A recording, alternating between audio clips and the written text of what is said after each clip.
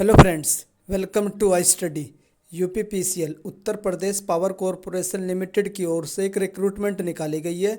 ये रिक्रूटमेंट किस पोस्ट के लिए निकाली गई है? एग्जीक्यूटिव असिस्टेंट कार्यकारी सहायक की पद के लिए भर्ती यूपीपीसीएल की ओर से निकाली गई है। इसका एग्जाम डेट अभी तक भी यूपीपीसीएल की ओर से डिक्लेयर नहीं की गई है। मैक्सिमम कैंडिडेट कमेंट सेक्शन में कमेंट करके पूछते रहते हैं कि सर इसकी पॉसिबल एग्जाम डेट क्या होगी। तो मैं आप लोगों को बता देता हूं कि आप लोगों की जो एक्सपेक्टेड एग्जाम डेट है आप लोग मानकर चल सकते हैं नवंबर के लास्ट वीक में आप लोगों के एग्जाम होने की मैक्सिमम पॉसिबिलिटी है। तो उसी के हिसाब से आप लोग प्रिपरेशन करिए। अब मैं आप लोगों के साथ इसका जो एग्जाम होने वाला है उसका एग्जाम पैटर्न डिस्कस कर देता हूं कि किस सब्जेक्ट से क्या क्या क्वेश्चन आएंगे। उसके बाद मैं आप लोगों के साथ यूपीपीसीएल की ओर से 31 अक्टूबर 2022 को एक एग्जाम कंडक्ट करवाया गया था असिस्टेंट इंजीनियर की पोस्ट के लिए, सिविल ब्रांच वालों के लिए। तो उस एग्जाम को भी आप लोगों के साथ डिस्कस करूंगा। उसका नॉन टेक्निकल सेक्शन किस टाइप का है, किस लेवल का है, वो आप लोगों के साथ डिस्कस करने वाले हूँ। उससे आप लोगों को हेल्प मिलेगी। जो आप लोगों का एग्जाम होगा एग्जीक्यूटिव असिस्टेंट में, उसमें भी आप लोगों को लगभग लगभग सेम लेवल देखने को ही मिलेगा, क्योंकि जिसने भी कंडक्ट कराया है वो एजेंसी यूपीपीसीएल वाली सेम ही है। तो चलिए हम लोग जल्दी से इसका सिलेबस देख लेते हैं कि इसका सिलेबस में क्या क्या आने वाला है। सबसे पहले आप लोगों का पेपर 1 होगा जो कंप्यूटर का होगा। इसको पास करना कंपलसरी होगा। इसमें टोटल कितने 50 क्वेश्चन 50 मार्क्स के रहेंगे। उसके बाद जो आप लोगों को मिनिमम क्वालिफाई मार्क्स कितने आप लोगों के 40% मीन्स 20 मार्क्स आप लोगों को लाने कंपलसरी होंगे। अगर आप लोग इतने मार्क्स लाने में असफल हो जाते हैं तो आप लोगों का नेक्स्ट पेपर चेक नहीं होगा। उसके बाद इसमें आप लोगों को ध्यान रखना है कि टाइम रहेगा 1 घंटे का और नेगेटिव मार्किंग रहेगी 1/4 की। उसके बाद आप लोग इसके टॉपिक वाइज सिलेबस भी देख सकते हैं कि कंप्यूटर में आप लोगों से क्या क्या पूछा जाएगा। अगर आप लोग इस कंप्यूटर के नोट्स चाहते हैं, पीडीएफ चाहते हैं, प्रीवियस ईयर के पेपर चाहते हैं, वो सारे पेपर मैं आप लोगों को अपने टेलीग्राम ग्रुप हाई स्टडी में प्रोवाइड करवा रखे हैं। वहाँ से जाकर के आप लोग वो ग्रुप ज्वाइन कर लीजिए और पेपर डाउनलोड करके पढ़ लीजिए। उस ग्रुप का लिंक आप लोगों को इस वीडियो के डिस्क्रिप्शन में मिल जाएगा। उसके बाद जो आप लोगों का पेपर 2 होगा वो उसमें क्या होगा, वो 180 मार्क्स का रहेगा। उसमें जो पहला सब्जेक्ट रहेगा आप लोगों का जीके रहेगा, जनरल अवेयरनेस रहेगी। 25 क्वेश्चन रहेंगे और 25 मार्क्स के रहेंगे। उसके बाद जीके के आप लोग टॉपिक वाइज देख सकते हैं क्या क्या टॉपिक रहेंगे। वही जनरली जो एसएससी का सिलेबस रहता है बिल्कुल सेम वही सिलेबस है। सारे टॉपिक से रिलेटेड मैंने पीडीएफ डाल रखी है ग्रुप में, तो ग्रुप आप लोग ज्वाइन कर लीजिएगा, फ्री अवेलेबल है। ग्रुप का लिंक इस वीडियो के डिस्क्रिप्शन में रहेगा। उसके बाद नेक्स्ट टॉपिक रहेगा आप लोगों का रीजनिंग रहेगी। रीजनिंग के 45 क्वेश्चन आएंगे, 45 मार्क्स के रहेंगे। रीजनिंग के टॉपिक ये रहे, या आप लोग एक एक करके रीजनिंग का सिलेबस भी चेक कर सकते हैं। उसके बाद जो नेक्स्ट रहेगा आप लोगों का इंग्लिश रहेगी। इंग्लिश का वेटेज ज़्यादा है, 65 क्वेश्चन रहेंगे आप लोगों के, 55 मार्क्स के रहेंगे। टॉपिक आप लोग देख सकते हैं कि इंग्लिश में क्या क्या टॉपिक्स आ रहे हैं। वेटेज ज़्यादा है तो इंग्लिश पर आप लोग ज़्यादा से ज़्यादा ध्यान दीजिए। इंग्लिश के प्रीवियस ईयर भी मैंने ग्रुप में प्रोवाइड करवा रखे हैं। उसके बाद जो लास्ट सब्जेक्ट रहेगा आप लोगों का हिंदी रहेगी। हिंदी में कितने क्वेश्चन पूछे जाएंगे, 55 मार्क्स के रहेगी, 55 क्वेश्चन रहेंगे। टॉपिक आप लोग देख सकते हैं, रस समास पर्यायवाची, ये सब आप लोगों के टॉपिक हिंदी से पूछे जाने वाले हैं। अब मैं आप लोगों के साथ एक पेपर डिस्कस कर देता हूं। ये पेपर किस पोस्ट के लिए मैं आप लोगों को बता देता हूं। एई असिस्टेंट इंजीनियर की पोस्ट के लिए जो सिविल ब्रांच वालों के लिए होता है, उसका ये पेपर 31 अक्टूबर 2022 को कंडक्ट करवाया गया था। इस पेपर का हम लोग सिर्फ और सिर्फ जो नॉन टेक्निकल पोर्शन है वो देखेंगे कि नॉन टेक्निकल में क्या क्या पूछा गया है। ये बिल्कुल नॉन टेक्निकल है। ये लेवल आप लोगों का लगभग सेम देखने को मिलेगा जो आप लोगों का एग्जाम होगा यूपीपीसीएल एग्जीक्यूटिव असिस्टेंट का। तो चलिए हम लोग जो जनरल अवेयरनेस का सेक्शन है वो देख लेते हैं। ये पहला सेक्शन है आप लोगों का जनरल नॉलेज एंड अवेयरनेस। इसमें आप लोग फर्स्ट क्वेश्चन देख सकते हो, in Vedic terminology Krishna and Shukla are type of. जो कृष्ण एंड शुक्ल किसके टाइप थे, तो ये यजुर्वेद के टाइप थे। उसके बाद नेक्स्ट क्वेश्चन आता है आप लोगों का, क्वेश्चन नंबर 2 बता देता हूँ आप लोगों को। इन जुलाई 2022 the union minister of state for science and technology Jitendra Singh inaugurated the first India autonomous navigation facility. तो जो वो फैसिलिटी इनोग्रेटेड की गई है उसका नाम पूछा गया है। तो उसका नाम आप लोगों का तिहान, तिहान की फुल फॉर्म भी याद रख सकते हो, technology innovation hub for autonomous navigation. और ये कहाँ पर इनोग्रेट की गई है ये भी याद रख सकते हो आप लोग। आईआईटी हैदराबाद में ये फैसिलिटी इनोग्रेट की गई है। मोस्ट इंपॉर्टेंट क्वेश्चन है। हमारे साइंस मिनिस्टर कौन है ये भी याद रख सकते हो। हमारे साइंस मिनिस्टर जितेंद्र सिंह है। कौन है? जितेंद्र सिंह। नेक्स्ट क्वेश्चन देख लेते हैं, क्वेश्चन नंबर 3 देख लेते हैं। In which year was the battle of Khanwa. जो बैटल ऑफ खानवा की थी वो किस ईयर में लड़ी गई थी, तो 1527 में लड़ी गई थी। तो मैं आप लोगों को चारों बता देता हूँ। 1526 में पानीपत की प्रथम लड़ाई हुई थी। पानीपत के बाद खानवा की लड़ाई हुई थी 1527 में राणा सांगा के बीच, और 1528 में हुई थी चंदेरी का युद्ध, चंदेरी वाली हुई थी, और 1530 में आप लोगों की घाघरा हुई थी। तो ये 4 बैटल 1526, 27, 28, 29 बिल्कुल ऑर्डर में है, और 1530 में बाबर की डेथ हो गई थी। उसके बाद नेक्स्ट क्वेश्चन देख लेते हैं। आपका क्वेश्चन नंबर 4 है, by which constitutional amendment act was the provisionally for having the common high court for more two या मोर स्टेट इंट्रोड्यूस, तो किस कॉन्स्टिट्यूशनल अमेंडमेंट के तहत ये डिक्लेयर किया गया था कि 2 स्टेट का एक कॉमन हाई कोर्ट भी हो सकता है, 2 या 3 का। तो वो कौन सा अमेंडमेंट एक्ट था? तो वो आप लोगों का था 7th अमेंडमेंट एक्ट। आप लोगों को ईयर भी याद रखना है, किस ईयर में हुआ था 7th अमेंडमेंट एक्ट? 1956 में हुआ था। स्टेट रीऑर्गेनाइजेशन एक्ट भी कब आया था? 1956 में आया था। उससे रिलेट करके आप लोग ये याद रख सकते हो। उसके बाद में आप बाकी ऑप्शन सेलेक्ट कर देता हूँ आप लोगों के। जो दूसरा अमेंडमेंट हुआ था ये 1952 में हुआ था। कई बार इसका ईयर पूछता है कि ये दूसरा संविधान संशोधन किस ईयर में हुआ था, तो आप लोग को ईयर याद रखना, 1952 याद रखना है। इसके अंदर क्या था वो आप लोग को याद रखना नहीं है, कभी भी किसी एग्जाम में नहीं आया है। उसके बाद आता है आप लोगों का 12th अमेंडमेंट, जो आप लोगों का 12वां अमेंडमेंट था। ये किससे रिलेटेड था? 12वां आप लोगों का बता देता हूँ, गोवा एंड दमन द्वीप से रिलेटेड था। किससे? गोवा एंड दमन द्वीप से रिलेटेड था 12वां संविधान संशोधन। उसके बाद आप लोगों का पहला आता है कि पहले में क्या था, तो पहले में 9th शेड्यूल जोड़ा गया था, जो किस ईयर में होता? 1951 में हुआ था। उसके बाद नेक्स्ट क्वेश्चन देख लेते हैं। क्वेश्चन नंबर 5 पूछा हुआ है, द स्वर्ण सिंह कमेटी जो है वो किससे रिलेटेड था? फंडामेंटल ड्यूटी से रिलेटेड है स्वर्ण सिंह कमेटी। उसके बाद नेक्स्ट आता है आप लोगों का, इन विच इंडियाज इंफ्रास्ट्रक्चर फाइनेंस कंपनी की कब सेटअप की गई थी?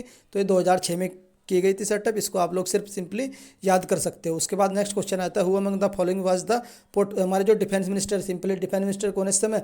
राजनाथ सिंह। आप लोग याद रख सकते हैं डिफेंस मिनिस्टर कौन है? राजनाथ सिंह है। उसके बाद नेक्स्ट क्वेश्चन पूछा गया था, विच ऑफ द फॉलोइंग, इनमें से 4 कंट्री में भारत की जो सबसे छोटी बाउंड्री है वो पूछा गया था किसके साथ लगती है? तो आप लोग याद रख सकते हो भूटान। भूटान के साथ 699 किलोमीटर की लगती है। नेपाल के साथ 1751 किलोमीटर की लगती है। पाकिस्तान के साथ लगभग 23 कुछ ऐसे करके। तो आप लोग जो 2 मैंने बताई ये याद रख सकते हो। एग्जैक्ट नहीं, आपको थोड़ा सा आइडिया होना चाहिए कि किस कंट्री के साथ कितने किलोमीटर की बाउंड्री लगती है, लार्जेस्ट और मैक्सिमम। उसके बाद नेक्स्ट क्वेश्चन आता है, the airport of which city is rename as the Swami Vivekananda के नाम पर किस एयरपोर्ट का नाम रखा गया है? तो रायपुर वाला जो एयरपोर्ट है उसका नाम रहेगा स्वामी विवेकानंद के नाम पर। नेक्स्ट आप लोगों का आता है, who among the following design the Indian national flag, जो भारतीय झंडा था उसको किसने डिजाइन किया था? पिंगाली वेंकैया ने किया था। मोस्ट इंपोर्टेंट क्वेश्चन है, रिपीटेड क्वेश्चन है, एसएससी में आता रहता है। उसके बाद नेक्स्ट क्वेश्चन पूछा गया, the taxation of the perquisite provided by an employer to his employ in addition to the cash salary. Cash salary के अलावा एक्स्ट्रा प्रोवाइडेड जो होता है उसको प्रिक्विजिट को क्या बोलते हैं? तो ये बोलते हैं फ्रिंज बेनिफिट। आप लोग इसको ऑप्शन से कर सकते थे कि इसमें कौन सा ऑप्शन रहेगा। उसके बाद नेक्स्ट क्वेश्चन आता है आप लोगों का, एक लैंग्वेज है, as of September 2000 which of the following language is not included under the 18th schedule. जो आप लोगों का 8वां शेड्यूल है जिसमें 14 लैंग्वेज है, तो उनमें से पूछा 22 लैंग्वेज है, उनमें से कौन सी लैंग्वेज 22 शेड्यूल में नहीं आती है? तो वे तुलु लैंग्वेज है। ये न्यूज में इसलिए रहती है क्योंकि तुलु लैंग्वेज कर्नाटक की लैंग्वेज है और इसकी डिमांड चलती रहती है कि इसको आप लोग, जो आप लोगों की 22 लैंग्वेज है उसमें इंक्लूड करिए। तो ये ऑप्शन आप लोगों का तुलु रहेगा, क्योंकि आप लोगों की जो 22 लैंग्वेज है उसमें कोंकणी भी आती है, असम भी आती है और संथाली भी आती है। मैथिली संथाली जो आप लोगों का 92 अमेंडमेंट के तहत जोड़ी गई थी। उसके बाद नेक्स्ट आता है आप लोगों का, इन विच नेबरहुड इंडिया हैज़ दरी एंड पश्तो। जो पश्तो आप लोग याद रख सकते हैं कि पश्तो कम्युनिटी कहाँ रहती है? अफगानिस्तान में रहती है। इंपोर्टेंट क्वेश्चन आता रहता है। उसके बाद नेक्स्ट है आप लोगों का, is the tax impose on import over and above the basic import duty. जो बेसिक इम्पोर्ट ड्यूटी है उसके ऊपर भी एक टैक्स लगाया जाता है, तो उसको क्या बोलते हैं? काउंटर वेलिंग ड्यूटी बोलते हैं। ये भी आप लोग ऑप्शन से कर सकते थे। सेस क्या होता है? टैक्स ऑन टैक्स को सेस बोलते हैं। एक्सपोर्ट ड्यूटी, जो आप लोग कोई भी एक्सपोर्ट करते हैं तो जो आप लोगों की वहाँ पर एक्सपोर्ट ड्यूटी लगती है। उसके बाद नेक्स्ट क्वेश्चन आता है आप लोगों का, who among the following was selected as the India's new sherpa for the G20 के लिए न्यू शेरपा कौन अभी सिलेक्ट किए गए? तो ये अमिताभ कांत है। इससे पहले ये नीति आयोग के सीईओ थे। उसके बाद नेक्स्ट आता है, the president of India is created by N electoral. जो प्रेसिडेंट ऑफ इंडिया का जो इलेक्शन होता है उसका जो इलेक्टोरल होता है उसमें कौन इंक्लूड नहीं होता है? तो आप लोग याद रख सकते हैं, जो आप लोगों की लेजिस्लेटिव काउंसिल होती है यानी विधान परिषद होती है स्टेट की, उसके मेंबर इसमें इंक्लूड नहीं रहते हैं। बाकी राज्यसभा के मेंबर भी रहते हैं, लोकसभा के मेंबर भी रहते हैं और एमएलए यानी मिनिस्ट्री ऑफ लेजिस्लेटिव असेंबली विधानसभा के मेंबर भी रहते हैं। उसके बाद नेक्स्ट क्वेश्चन आता है, question number 17, as of July 2022 who is the governor of the reserve bank of India. के करंट में अभी गवर्नर पूछा गया था, तो कौन है? शक्तिकांत दास, सबको पता ही है। नेक्स्ट क्वेश्चन पूछा गया था, during which period were the 5 year plan suspended and, मतलब किस ईयर में आप लोगों के एनुअली 5 ईयर प्लान स्टार्ट किए गए? तो 1966 से लेकर के 1969 तक एक एक साल के 3 5 ईयर प्लान इंट्रोड्यूस किए गए थे। सबसे पहले 5 ईयर प्लान कब इंट्रोड्यूस किया गया था? तो 1951 में फर्स्ट 5 ईयर प्लान इंट्रोड्यूस किया गया था। उसके बाद नेक्स्ट आता है आप लोगों का क्वेश्चन नंबर 19 आता है, where is the headquarter of national sugar. जो आप लोगों का नेशनल शुगर रिसर्च सेंटर है उसका हेडक्वार्टर पूछा गया था, कानपुर में है। आप लोगों को पता ही होगा, कानपुर में। नेक्स्ट आता आप लोगों का आता है, which ruler of the Gupta dynasty is build the Nalanda university. तो नालंदा यूनिवर्सिटी है वो किसने बनवाई थी? कुमार गुप्त प्रथम ने बनवाई गई थी। रिपीटेड क्वेश्चन है। उसके बाद हम लोग रीजनिंग सेक्शन देख लेते हैं। रीजनिंग का क्या क्या है और मैथ का क्या क्या क्वेश्चन रहा है। पहला क्वेश्चन तो ये जी आप लोगों को ओड वन आउट देखना था कि 315 को 9 लिखा है तो किस तरीके से लिखा होगा? 5 और 1 3, 5 और 1 4 3 9, यानी सब जोड़कर लिख दिया सारे वर्ड को। तो ये भी आप लोग कर सकते हैं। उसके बाद नेक्स्ट आता है सेलेक्ट था, ये आपको इसमें भी वही है जो 17 7 119 होता है, इसका 7 के मल्टीपल पे है तो ये 23 भी 7 के मल्टीपल पे हो जाएगा।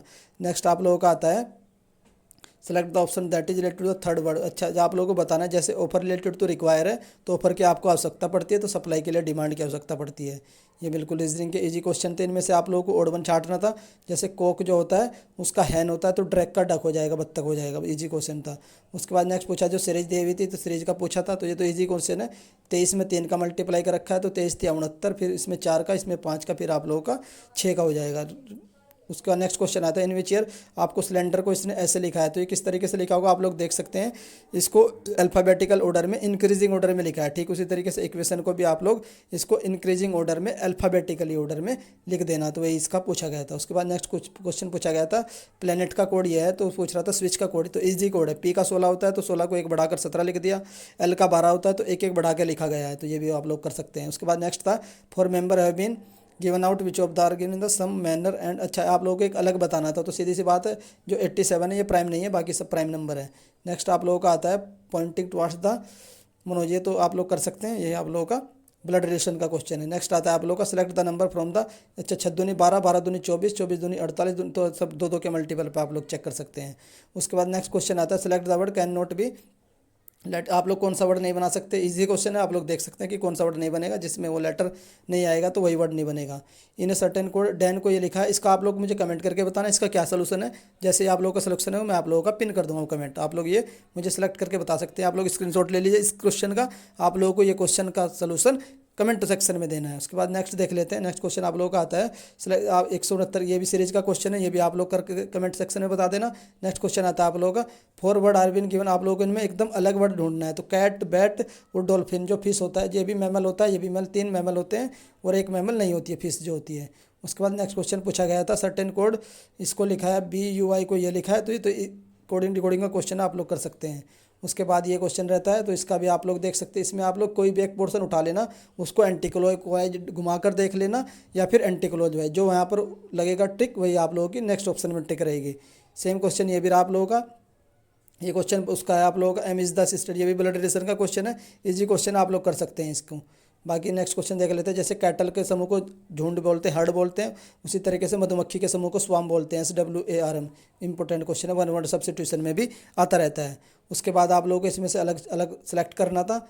आप लोग देख सकते हैं पोटैटो आलू होता है, टोमेटो टमाटर होता है, बाकी ये आप लोगों का क्या होता है एडवैको, ये भी आप लोग देख सकते हैं। इजी क्वेश्चन है, ज़्यादा कुछ लॉजिक लगाना नहीं। सेम क्वेश्चन मैंने ऊपर बता दिया, ये भी एकदम इजी क्वेश्चन है। उसके बाद हम लोग देख लेते हैं जो हिंदी पूछी गई थी, जी भर आने का मतलब पूछा गया था, जी भर आ चुका है तो इसका मीनिंग होता है दुखी होना। इजी क्वेश्चन है हिंदी के बिल्कुल, आप लोगों के भी ऐसे क्वेश्चन आएंगे, ज़्यादा टफ क्वेश्चन नहीं आएंगे। अनुराग का क्या विलोम पूछा था, तो अनुराग का विराग होता है, सब लोग जानते हैं। उसके बाद नेक्स्ट क्वेश्चन पूछा गया था वर्तनी की दृष्टि से वाक्यों के लिए अंश में कौन सा जो त्रुटि वाला है, तो ये कारागृह होगा, ये त्रुटि वाला है। नेक्स्ट क्वेश्चन पूछा गया था जो घड़ा होता है उसका तत्सम पूछा था, गठ का घड़ा होता है, इंपॉर्टेंट क्वेश्चन है। उसके बाद आता है निम्न में से चंदन का पर्यायवाची पूछा गया था, तो कौन होता है, तमाल जो होता है ये चंदन का पर्यायवाची होता है। उसके बाद नेक्स्ट देख लेते हैं। नेक्स्ट क्वेश्चन पूछा तो तृण होता है, तृण का तद्भव पूछा तो तिनका होता है, इजी क्वेश्चन था, तृण का तिनका आप लोग देख सकते हैं। उसके बाद वाक्य विनाश के रिलेटेड शुद्ध वाक्य पूछना, तो इतनी गर्मी होने पर भी वह भट्टी के पास काम करता है, तो ये इसका करेक्ट ऑप्शन होगा। नेक्स्ट देख लेते हैं। चिरंतन का नस्वर होता है, हर कोई जानता है, विलोम पूछा गया था। उसके बाद नेक्स्ट आता है क्वेश्चन नंबर 9, निम्न में से जल का पर्यायवाची नहीं है, तो सोम जो होता है ना ये किसका होता है, ये आप लोग का अमृत का होता है। बाकी जो 3 पर्यायवाची हैं ये सारे जल के पर्यायवाची है। उसके बाद आता है तुम्हारे मुँह में घी शक्कर, तो आप लोग कॉमन ही है, सबको पता रहता है कि जो बात है वो सही हो जाए, तुम्हारी बात सच है। उसके बाद ये मैंने सारे क्वेश्चन डिस्कस कर दिए हैं। अगर अभी भी आप लोगों को किसी भी क्वेश्चन में डाउट आता है तो वो डाउट आप लोग मुझे कमेंट सेक्शन करके पूछ सकते हैं, वो रिप्लाई मैं आप लोगों का कमेंट बॉक्स में क्लियर कर दूंगा। अगर आप लोग चाहते हैं UPPCL की आप लोगों को स्ट्रेटेजी बताई जाए लास्ट 15 डेज में किस तरीके से प्रिपरेशन करनी चाहिए, उसके लिए भी आप लोग मुझे कमेंट करके बता सकते हो, तो वो भी मैं आप लोगों के साथ एक वीडियो के माध्यम से शेयर कर दूंगा। आप लोगों का कोई और भी डाउट हो एग्जीक्यूटिव असिस्टेंट के रिगार्डिंग, तो वो भी आप लोग मुझे कमेंट करके पूछ सकते हो, उसका रिप्लाई भी आप लोगों को कमेंट सेक्शन में मिल जाएगा। अगर आप लोग और भी चाहते हो कि और कोई पेपर डिस्कस किया जाए UPPCL यूपीपीसीएल का, तो वो भी बता सकते हो, वो भी मैं आप लोगों के साथ शेयर कर दूंगा। बस यही इन्फॉर्मेशन देनी थी। अगर आप लोगों को मेरे द्वारा दी गई इन्फॉर्मेशन पसंद आ रही है तो वीडियो को लाइक कर सकते हैं। अगर चैनल पर फर्स्ट टाइम विजिट कर रहे हो तो चैनल को सब्सक्राइब भी कर लीजिए। जैसे ही यूपीपीसीएल की ओर से एग्जीक्यूटिव असिस्टेंट की पोस्ट की आपकी लोगों की एग्जाम डेट फिक्स की जाएगी, उसकी इन्फॉर्मेशन आप लोगों को मेरे द्वारा सबसे पहले दे दी जाएगी। वीडियो देखने के लिए धन्यवाद। Thank you.